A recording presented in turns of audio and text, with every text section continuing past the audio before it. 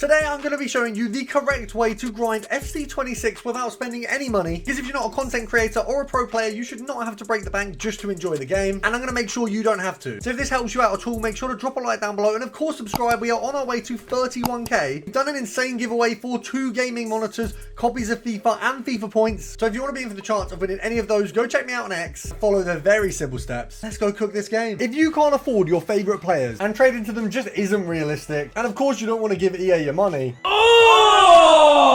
then Sky Coach has you covered with the most reliable and cheapest coins in FC26, a quick and easy service. Using the link down below, you'll automatically get 10% off, so you can finally buy your favorite players. Nice. So first of all, let's talk about the basics of grinding. There is a lot to do, and I'm going to go through all of it, so you don't need any other videos and you can save this to your watch later. If you do have any questions about the video, make sure to just hop in one of my lives. The schedule's on screen, and I'll do my best to help every single one of you out. So let's start with looking at my team. Now, obviously, it's very clear I have packed some very, very good players, but let's start with the free-to-play set. So let's start with looking at my team. Obviously, it's very clear that I am not free-to-play. I can admit that. You guys know that I'm a content creator. Not many content creators are. Of course, I will be doing my own RTG account separately, but let's talk about this account. Despite that, one of the main things in my team is something that's going to be important for every single one of you who wants to grind, and that is Camavinga. Despite having an incredibly expensive team, I have one of the relatively low price midfielders in the game, and I've stuck him in an evo that you can only do one. And we will come back round to evolutions, but the evolution section is a very key part of the game that ties in very well with objectives, and that's what we're going to deal with first. Now, we obviously have your season pass. Now, whether you've got the premium or the free, it doesn't matter. The concept here is going to be the same.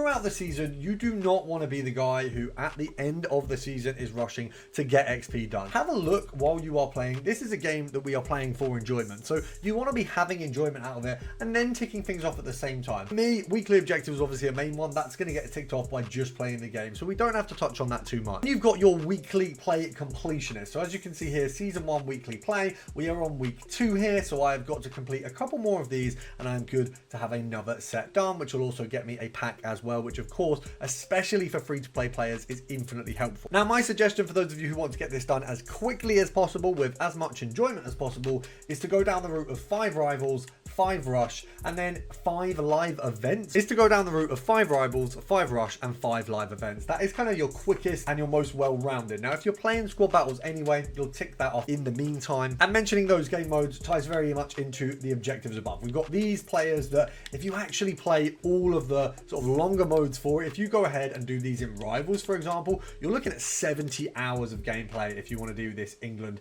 66 or 100 matches challenge. And if you do this in live events, it is exactly half the time because the matches are half as long. If you do this in squad battles, it's just over half the time. So once again, a lot quicker. Now, if you look at these, you can see I've done 2 of the silver wall. So I need to start squad battles matches with 3 silver players, and then you can see the smaller challenges are going to be the ones that are worth doing. So for example, with Carnival of Goals, scoring 15 separate squad battles matches on min pro difficulty, or rivals champs live events. Now, to be honest, getting a Brazilian player in one of your main teams as a sub or as a starting lineup is going to get these ticked off very, very quickly. Now, why is this all important? You know, you're free to play, you want to grind your account. The silver leagues are going to be coming very soon, and these guys are going to be in every team. You will be a disadvantage to not have them, and the quickest way to do these is just going to be going down those routes, the shorter games, or including these players in your main lineups. Now, obviously, it's hard to include silver players in your lineup. I've already done a video on how to do this as quickly as possible, but to simplify it for you, slotting in as many of these in your main team as possible, and then also doing the squad battles method, which is essentially playing squad battles in the background while you watch movies or do whatever else, because you don't have to give squad battles your full attention, is going to really help you. Now, there is more to touch on with objectives, and we will go back there, but I think this is the perfect time, of course, to discuss squad battles. Now, for me, as you can see, I've not done a whole lot right now. We have the new squad battles week tomorrow. I'm going to get a lot of this ticked off tonight, possibly all of it. It will take a bit of time, but playing squad battles in the background of whether it's, you know, homework, you know, maybe you're working from home, maybe you're watching a movie, a TV series, maybe you've got things you can do with semi-concentration. Squad battles can be on one screen, and you can be doing a world of other things, whatever they are. Legendary, I'm not going to sit here and say, yeah, you can sit here and not play for that. It's hard. They do come at you very fast, and it is difficult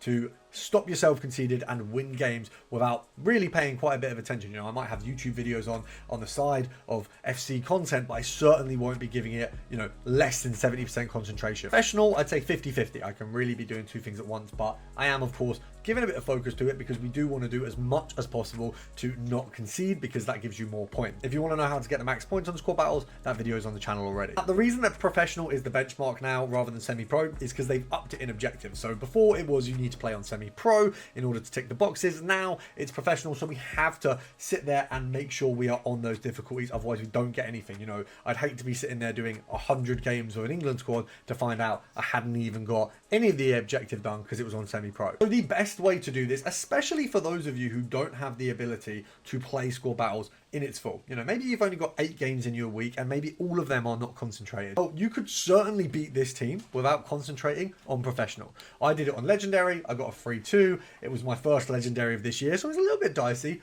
but it was a comfortable win. Then you look at teams like this, obviously it's a lot harder. You know, I'm not going to sit here and say that's a really, really easy game, but you can avoid these. What you can do is, rather than hitting all of these games, if you click X once you've played one, you can update your opponents. So for example, if I look at this and go, do you know what? I've only got time to do 5 or 6 games of squad battles. I want to get the most points as possible, but pay the least attention. Then I'm not going to play this squad, but I certainly will play the lower end squads. I'm certainly going to give this one a go. And you certainly want to do the featured squads, because whatever you play these on, you get a nice set of points to contribute to your total. Now, why have I banged on for so long about a game mode that is arguably boring, not that interesting? Yes, you do objectives, but what's the need for? Rewards in even your better game modes right now are not really that significant. If you can hit gold 1, which, bear in mind, I've played 2 games and have 3,000 XP. So let's imagine we are literally a few hours out from rewards happening. We're 13 hours out, half a day. You know, it's going to be tomorrow morning. These are coming out. I can imagine at best, gold 1 goes to 20k. Which means with my 3k between 2 games, I would have to play 14 of the 16 available games in order to get gold 1. Now, when you factor in that there are 2 featured squads that give you more XP, I'd probably get away in gold 1 most weeks by playing 10 to 12 games. Gold 1 leaves me with a 6.5k coin balance, an 83 plus pack, an 84 plus pack, consumables, and a tradable 1275. Now look, I'm not saying that the 12 or 10 games that I'd have to do to acquire that is going to be easy. It is a little bit of time. It can still be done on professional while not putting full effort into this. But let's say you don't even have time for that. Gold 3, 75 times 6, 4k, an 82 plus, and you get 3 of them, and you get a rare consumables pack. Now this, for essentially doing nothing, because that's probably going to finish on like what, 12k max, like very max. Right now it's on 9. 12k would be you know, an extra third on the current score, so we're being really generous there. You could play essentially 6-7 games if you do the feature squads and get that every week. And that's really going to be about an hour and a bit of your time. And the value back as a free-to-play player is absolutely unquestionable. Now, on top of that, you're going to be completing various challenges along the way. Obviously, I've actually completed Path to Pro. You can see that there. Annoyingly, it just hasn't given me what I need, which is an informed pick. A little bit frustrating, but it's okay. Now, currently, I am doing the majority of any objectives in squad battles on the side. I haven't played as much this week, but last week I was absolutely hammering it home. Obviously, you've got On Your Way here, complete 5 rush bonuses. Can't do that in squad battles. But anything here where it's player specific, you know, have 1 Liga F player, have 3 Liga F players, you know, score, assist, whatever it might be. It doesn't fit my main squad at the moment. My main squad is all I'm really using for is rivals. So I can go into a squad battles game, I can have a bit of a relax, put it on professional, and just rattle off some of these objectives. Now, of course, if I start losing significantly or if the game's getting away from me, I will put a bit more effort in. But the unique thing about squad battles is I can pause it. You know, I can pause it and come back to it in 20 minutes. I can do it in an hour. Now, we mentioned rush, so I'm going to bring it to this set of objectives here. These are going to come pretty much every single week. You've got your rush weekly points,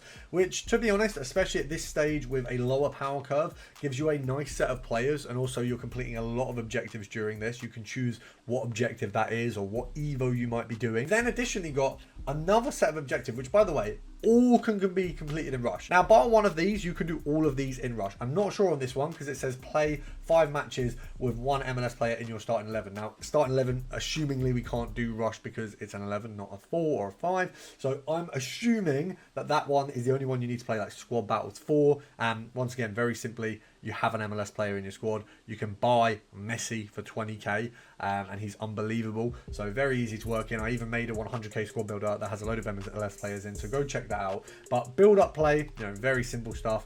All of these bits here. Score 6 goals in rush with a player from USA. Win 4 matches. Win 8 matches. of Rush. Do you know, it's very, very simple stuff. It's impossible to win a game of FIFA with a team like this. But when your coin balance is low, and so is your bank balance, how can you afford your favorite players? That's where top 1% trading comes in. The #1 premium Discord in FC26, ready to make you millions of coins again, and making your dream team a reality. And the main thing is you are picking up a ton of packs, objectives along the way. You're getting stuff completed. You could even do evolution objectives. You know, go through the objective, see where there is, you know, do X with an evolution player, do this with an evolution player, and see if you're far off, if you're near to completion, and where you stand with those. Now, we mentioned Camavinga at the start. I completed his evolution while playing my rivals games and additionally doing rush mode, because he's a very well good all-around player. He plays multiple positions, and in a rush match he is very versatile. So I can tick off a load of rush points, get my objectives done, and complete evolutions. Now, the reason I say evolutions are so important for you if you are a free-to-play player is because it is the best way and the easiest way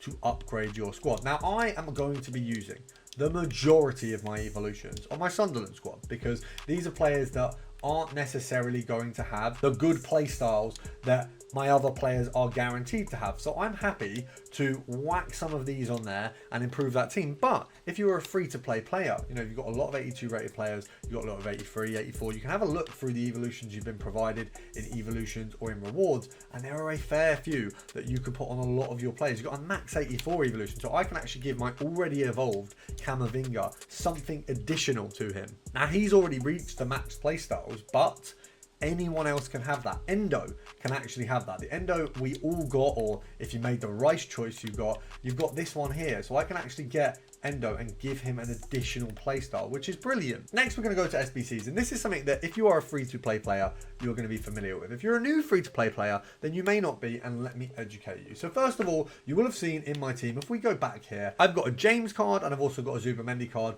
that both of which were SBCs. Now, as far as SBCs go, is Zubamendi worth it? Probably not. I personally, as a non-free-to-play player, I've opened a load of packs, I had a dupe storage that was full, and I wanted to clear that. So that is why he is done.